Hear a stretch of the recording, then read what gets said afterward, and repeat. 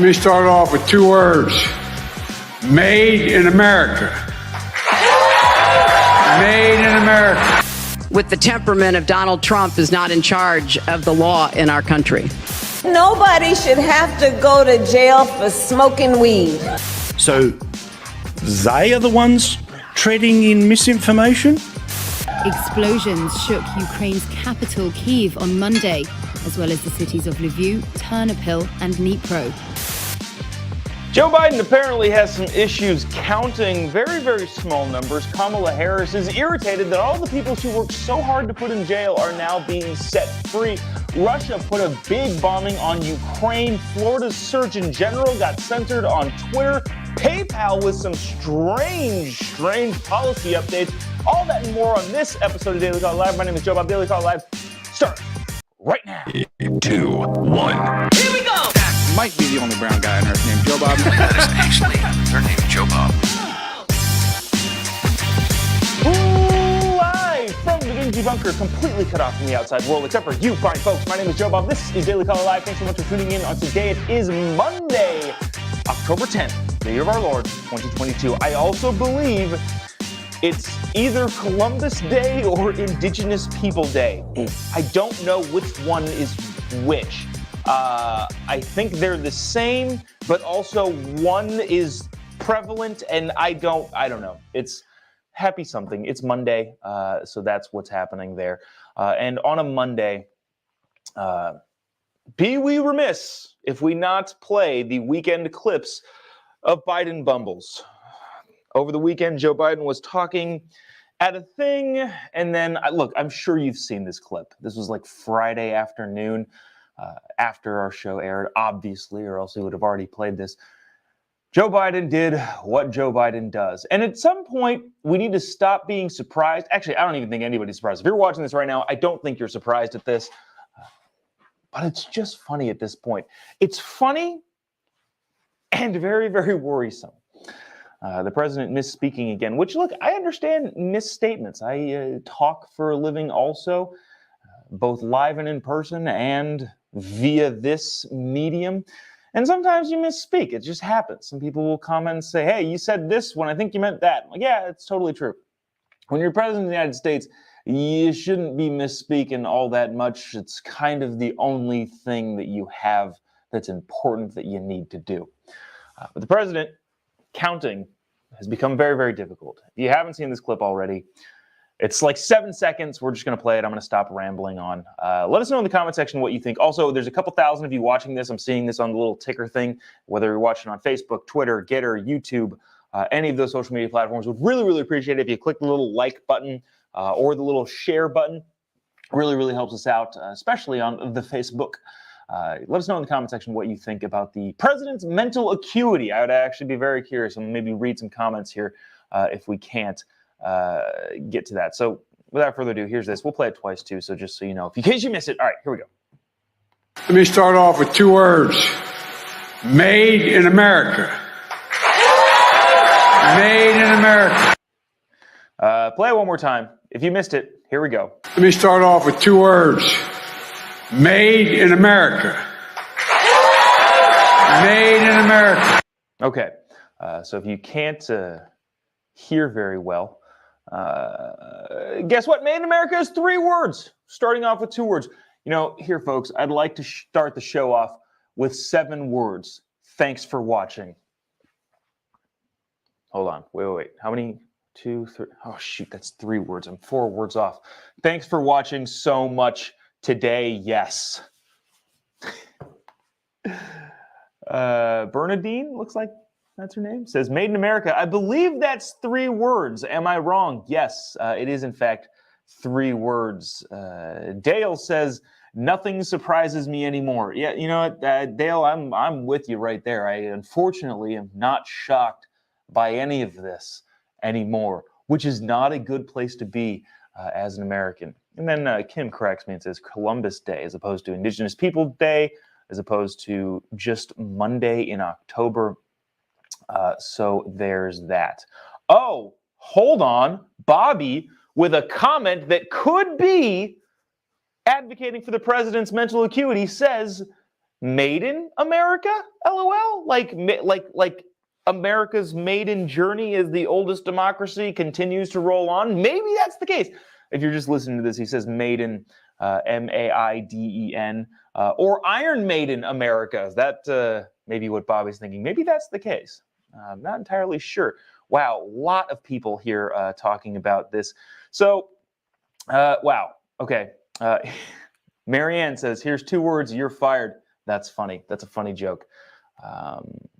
Oh, and also, here's another one. Here's another interesting one. Maybe giving some advocacy for the president. Curtis says, maybe he should have said American made. Maybe that's what was on his mind there. Interesting comments. Wow, I didn't even think of those couple ones. I think he meant American made. Yeah, that's probably actually is what it is. But nevertheless, Joe Biden fumbling yet again over the weekend, and we have to bring it to you, as is tradition here on the Daily Caller live show. And also, as is tradition, is usually the Kamala Harris bumbles. And Kamala Harris over the weekend was giving a speech in which she didn't do her typical Kamala Harris everywhere, like such as the Iraq type stuff. If you missed that reference, go search beauty pageant like 2013 or something like that.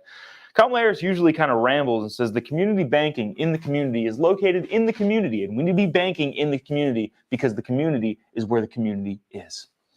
But this is not one of those. This is Kamala Harris making a pretty declarative statement, and this is not new, by the way. Kamala Harris has had this thought in her mind, but making a new statement on people smoking weed. Listen to this from Kamala Harris, and we'll bring up some of her past right after that. Watch this. And speaking of the system of justice, we are also changing, y'all might have heard that this week, the federal government's approach to marijuana.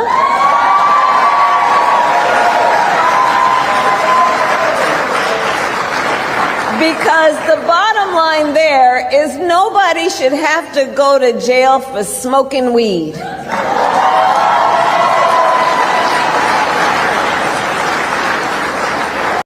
If I were any good at my job, I would have looked up the actual numbers of people that Kamala Harris, while she was Attorney General of California, but also DA, I believe she was the DA of San Francisco. While she's had law enforcement jobs, how many people she put away for the exact thing that she said, nobody should ever be put away for this. I want to say it's like 2,500 people. That's why a lot of people call her Kamala Harris. Just a thought.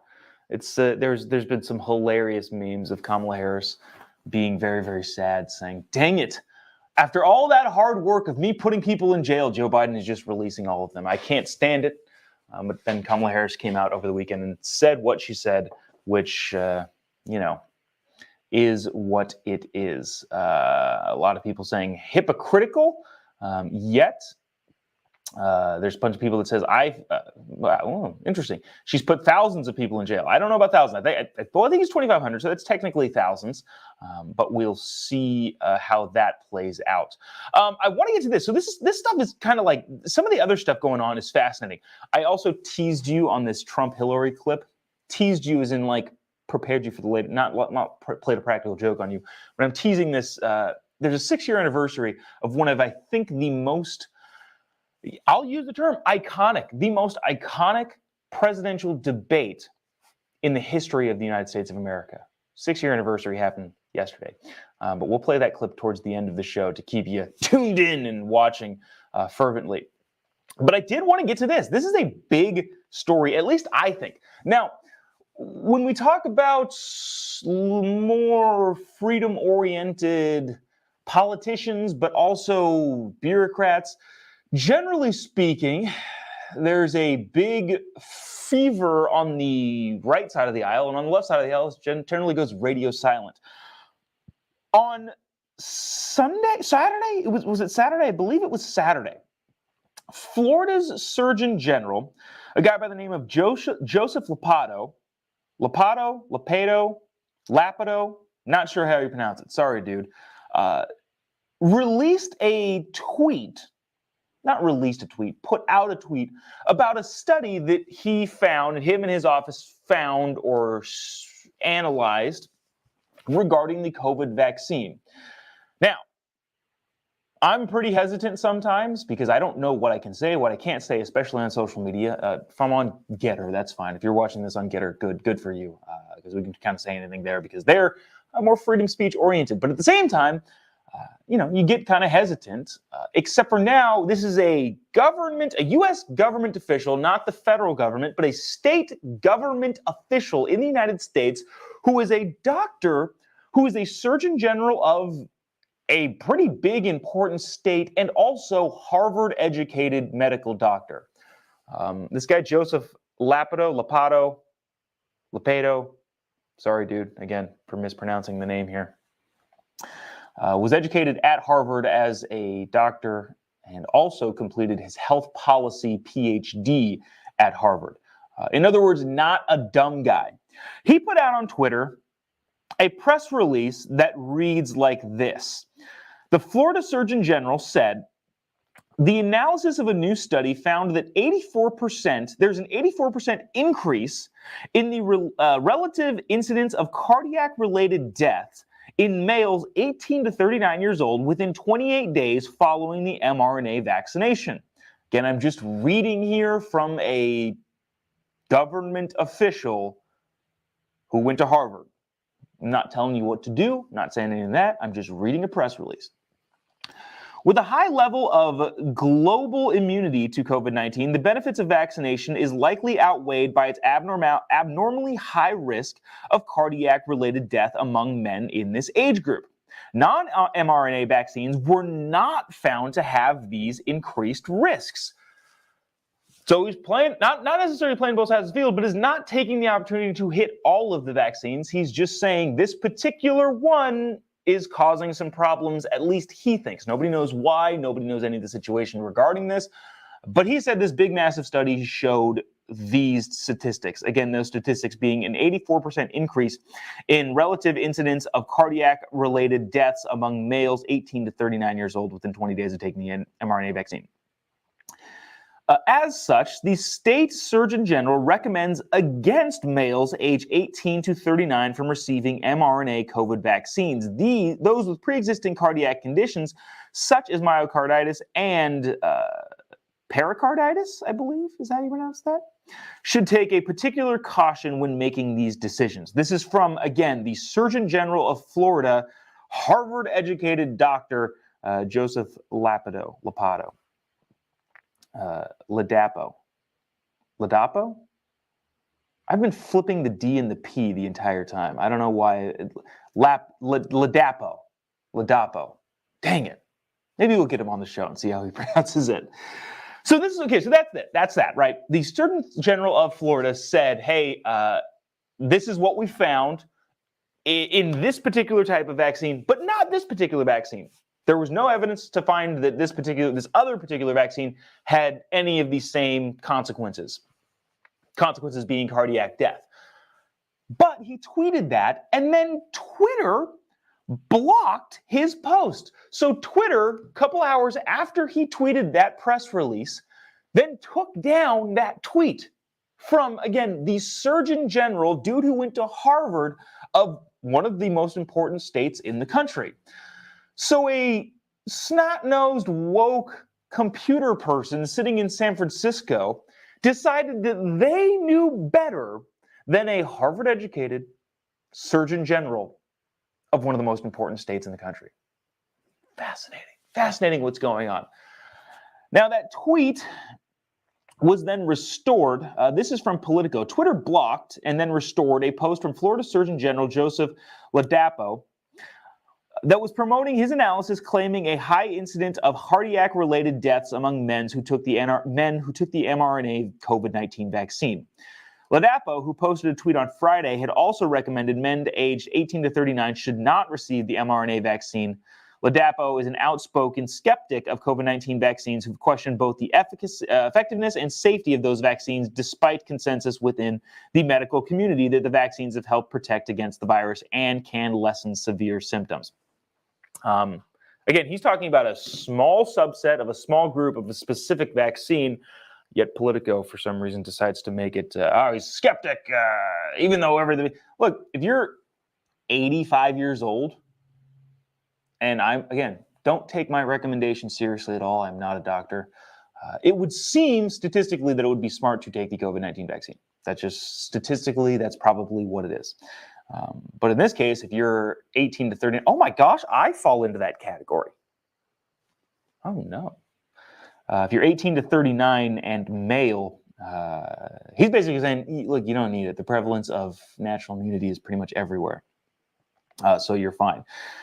LADAPO has previously recommended that young children should not receive the COVID-19 vaccine. The Florida Department of Health over the summer did not pre-order vaccines for children age 5 and under, even though 49 states did, yada, yada, yada, yada. They go on to say that Johns Hopkins Medicine, the Mayo Clinic, and Centers for Disease Control and Prevention, and the FDA have all stressed the vaccine is safe and urge the public to get vaccinated, which is an interesting thing to put at the end because they're trying to say, look, this guy runs counter to all of these institutions. Here's the problem. Nobody trusts those institutions. I have a bit in my stand-up bit about, who trusts the CDC anymore? If the CDC said gunshot wounds can lead to early death, even though I think that's probably true, I'm going to be like, yeah, maybe sometimes. Interesting. So there's that. If anything on that story continues, we will bring it to you. Again, Twitter knocking out a sitting state surgeon general who, again, went to Harvard, and the woke Twitter person in San Francisco who may or may not have a job when Elon Musk takes over, if Elon Musk takes over. That'll be really interesting. I want to get to this story because this was another big one that happened over the weekend. PayPal, if you missed this, issued a new policy. Was it Friday afternoon or Saturday? Do you use PayPal? I'm curious in the comment section. Let me know if you use PayPal. That would be curious to see if people, one, know about this story, and two, will continue to use PayPal after I explain the details of this. PayPal had a policy update that said basically they could disable your account and fine you, and the fine is a little bit wonky. I'm not entirely sure. I saw that all over Twitter, but I can't independently verify that PayPal did say that because they did retract all of their stuff when I got a hold of this story. So PayPal allegedly said that we can monitor who you're sending donations to, and if they're spreading misinformation, we can freeze that donation and then also fine you $2,500. Again, allegedly, because I wasn't able to actually read the policy itself. That's just what people on the internet were saying. And, I could never not trust people on the internet. Let me see. Ooh, some of the comments here are kind of interesting already regarding PayPal. All right, so let me play this clip. This is from Sky News, I believe in Australia. This guy kind of explaining the situation. Take a look, and I might play this whole thing through, might not. Also, I see a couple thousand of you watching on the little ticker monitor thing. If you wouldn't mind, would really appreciate you clicking the little like button or letting us know in the comment section what you think. Do you use PayPal? Will you continue to use PayPal? That's we'll get to the whole kind of story after this, but watch this video. Would really appreciate you engaging or sharing. Thanks for doing so. Watch this. This company has been copying it the past few days, and rightly so, because they changed their policies. That one of the things you would not be able to give money to or to buy to or to subscribe to is anything that put forward misinformation. Now, they changed their terms and conditions, and those are those huge screed of things that you just roll through and then tick agree. But of course, misinformation is, well, up to the eye of the beholder. See, misinformation isn't directly a lie, isn't directly something that can't be proven. It's something that, say, a lefty fact checker has decided not allowed to talk about anymore. That would be misinformation. You saw plenty of this during COVID. Well, guess what? After it was pointed out that this had taken place and they started to cop it on the internet, they've decided to reverse their position. But what about this for the excuse? The notice went out in error. It included incorrect information. So they are the ones treading in misinformation? They deny themselves money. So PayPal immediately backtracked when they saw the backlash on the internet, but that didn't stop a bunch of people from canceling their accounts, including a bunch of people on this show. Lindy says canceling PayPal. Jeremy Ray, I believe, says nope, don't use it. Michael says I've been avoiding PayPal for years. Renee says canceling my PayPal. Amy says no way PayPal. Chris says I just closed my PayPal account. Barbara says never use PayPal ever. And then also somebody said just for eBay. So Michael says just for eBay. I'm not sure if that's true, but appreciate you bringing that to our attention here. Melanie says, I heard it was $600 and it will be taxed for this amount. Stupid Biden, yada, yada, yada, yada. Could be $6 million or $600, which is what the fine was, but not entirely sure. Darlene says they walked that back really fast. Yes, they did, but I don't think that completely absolved them of all the damage that they caused. Now, you saw at the end of that clip that PayPal statement said, no, this was a mistake. Like, yeah, a mistake. Why was it up in the first place? This is it's not like somebody fell asleep on the keyboard and it accidentally typed out the new policy saying that they're going to fine people for misinformation. So, interesting. D says, PayPal is not your pal. Yeah, absolutely. And Joni says, I do have PayPal, but canceling it. Canceling my account. Yeah, so a bunch of people canceling their PayPal accounts. This is pretty interesting. This is not a paid ad. I am not being paid for this, although I should be. There is a new payment processor called Glorify that my friend Candace Owens is pushing, I believe, or is at least a part of, or something like that. But it's a Patriot payment processing platform. Again, this is not an advertisement. I'm not being paid to say this, but if PayPal continues to go this direction and maybe Venmo, Zelle, some of the other banking institutions, maybe there's some other options, and that Glorify group that is a payment processor, that is a Patriot payment processor, could be the way to go. Maybe we'll start using them for ticketing for any of the comedy events. Anyways, again, not an ad, not being paid, but check out Glorify, and also Fi, like the financial term, so F-I, Glorify F-I. Interesting. Jody says, go woke, go broke. Mike also says, canceling my PayPal account. Anyways, if anybody's used Glorify, let me know. I would be curious to see how it works, what it is. I don't know anything about it. So anyways, let me see. Lastly, I want to get to this. We won't spend a ton of time on this because it is, I don't know how much people care about this. How much do we care about the war in Ukraine? Obviously, the nuclear war component is a big problem. But over the weekend, actually not over the weekend, Monday, so today, but earlier, last night to us, Russia bombed the crap out of a bunch of Ukrainian cities.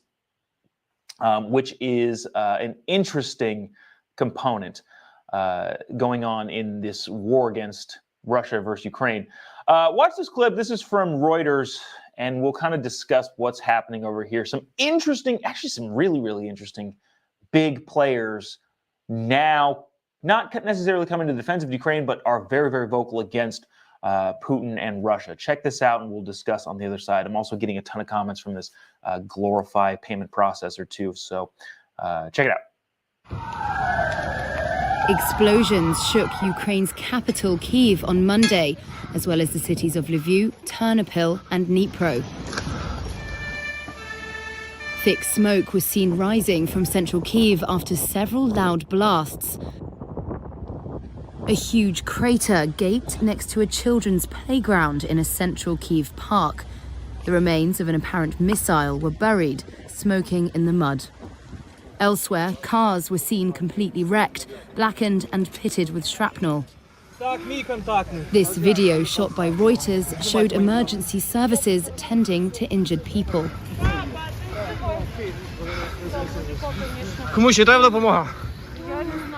It comes after Russian President Vladimir Putin accused Ukraine of a terrorist attack on this bridge, linking Russia and Crimea. A powerful blast on Saturday partially destroyed the roadway, a key supply route for Moscow's forces in southern Ukraine. So a lot of that is really, really interesting. It's terrible. You don't want to see people dying, obviously. But it's an interesting wrinkle in the attack of Russia from Ukraine. Now, this is what I thought was fascinating. Let me see if I can find this. Oh, this I believe is from the New York Times.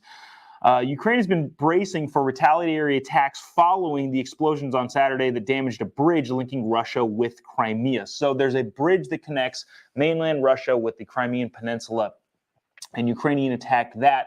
They've been saying for the last couple of days that they're expecting retaliation because, remember, Vladimir Putin, in his own head, and is trying to sell it to the world even though nobody's buying it, is saying that, well, all of these provinces are now ours. The eastern side of Ukraine that is very, very heavily populated by Russian speakers and people who may be more sympathetic to Russia.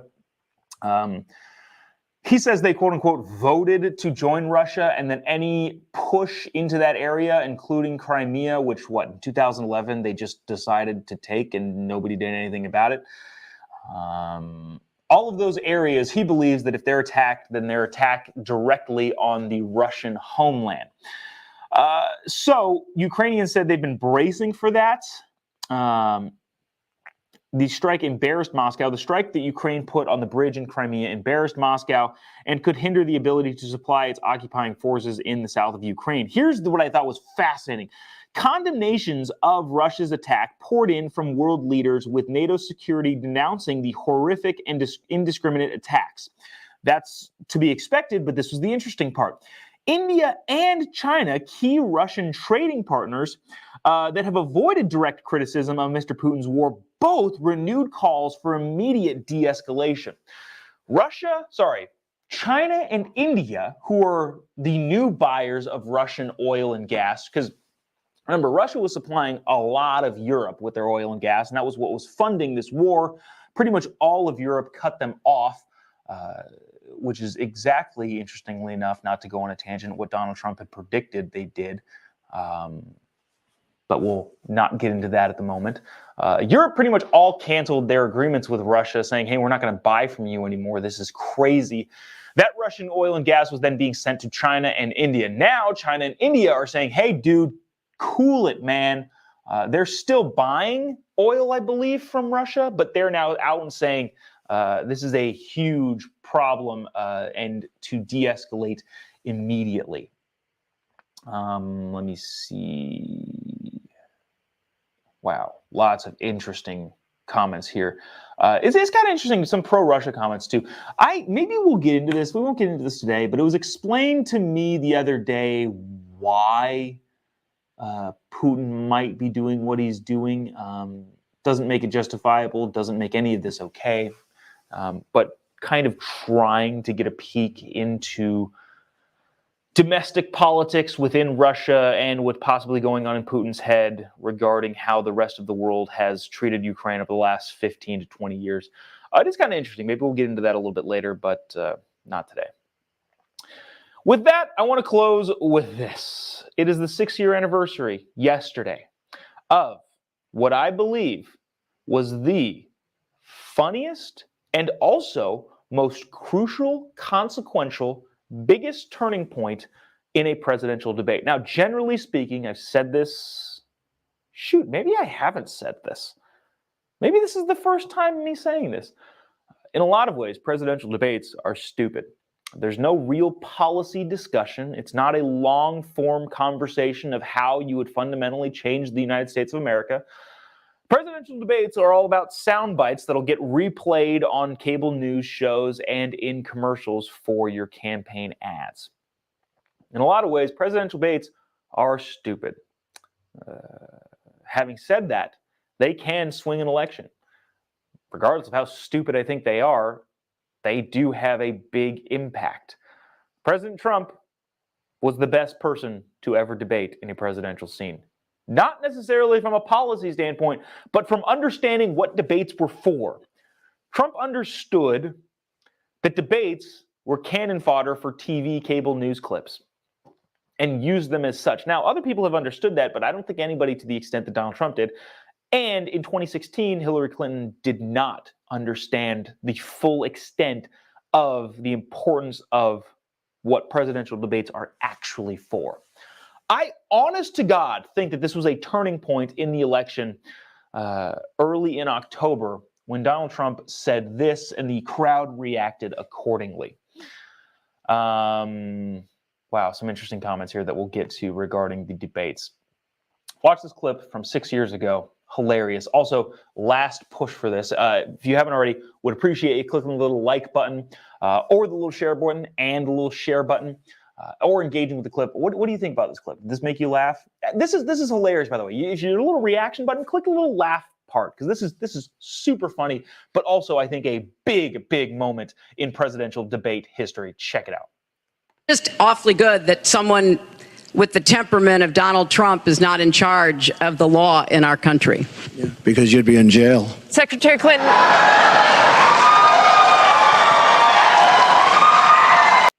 Yeah, if you don't remember that clip, that was circulated everywhere for, weeks leading up to the election. Shelley says, loved that debate. Never watched them prior to 2016. Yeah, the world of debates has changed. There's a reason that people don't debate. Gavin Newsom is not debating, to my understanding. This guy named Brian Dolly, who's running for governor against him because Gavin, poll-wise, is going to run away with that election. John Fetterman currently is up by 7-8 points in Pennsylvania in that senatorial election. He's not going to debate, I don't think, Dr. Oz.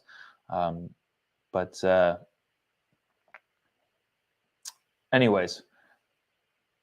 Sorry to read some comments here. These are fascinating. All right. Naomi says, loved that clip.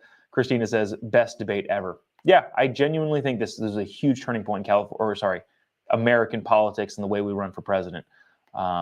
So there's that. Anyways, that'll do it for us today. As always, we'll read some of the more interesting comments. Let's see. Celso Cortez says, boo, Trump, not good. Joe Biden, very good, nice man. I can't tell if that is a joke, but if it is hilarious. If it's not, I will pray for you. Garnett says, love your show. Keep it up. You tell the truth. Appreciate that. Very much so. And let's see. I think there was a couple more of those, but I can't find them right now. So anyways, appreciate you watching, sticking around, tuning in. A lot of stuff to get to today. Thanks for hanging in there. We will be back same time, same place tomorrow. What's tomorrow? Tuesday. If you happen to be in Austin, Texas, Charlie Kirk is doing an event there that I will be at. Would love for you to come and say hi. That is on Wednesday of this week. On Friday, if you live in the Southern California area, Turning Point USA is doing their Western Regional Conference. I will also be speaking there on Friday afternoon, evening. Check it out if you can. Fantastic events going on there. And then anything else that comes up on the calendar, I will make you aware of and probably not do all of the things that I say I'm going to do, like change the Facebook Chiron on this thing. Just type in JOBOB. You'll be able to find me on any of your social media platforms. Twitter, Getter, Truth, Instagram, Facebook, YouTube. Just type it in. You'll be able to find me. Appreciate you sticking around, tuning in, and also give me a follow on all of those social media accounts. There was a stand-up clip that I posted last week that's gotten huge traction, which is fun. So if you haven't seen that already, go to Instagram or Getter, and you can watch that very, very funny Instagram reel.